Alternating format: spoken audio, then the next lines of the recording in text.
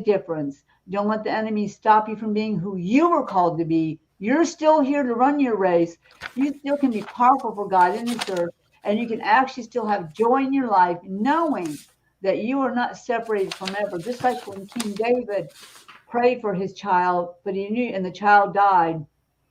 He got up, washed his hands and face, and he said he's going to be about God's business because he knew himself, even way back then, that he would see that child one day again in heaven. Because, when we belong to Christ and he has our lives and our future in his hands, then you will one day see that God was faithful to you, even in that happening. Yeah. But do not let yourself be beat up. Loose the grief from your soul. It's very normal and natural that you miss them, and those thoughts run through almost everybody's head. Yeah. Thinking, should I have done something different? Would it have been different?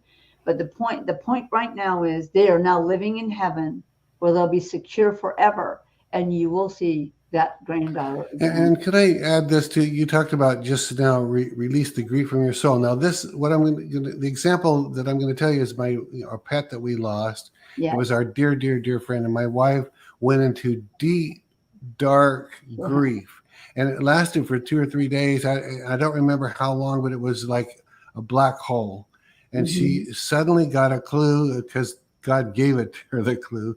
And she said, I'm not going here. I'm releasing this grief from my soul. Right. And she felt that level of dark grief. It doesn't mean she's not sad. Doesn't mean she never cried again.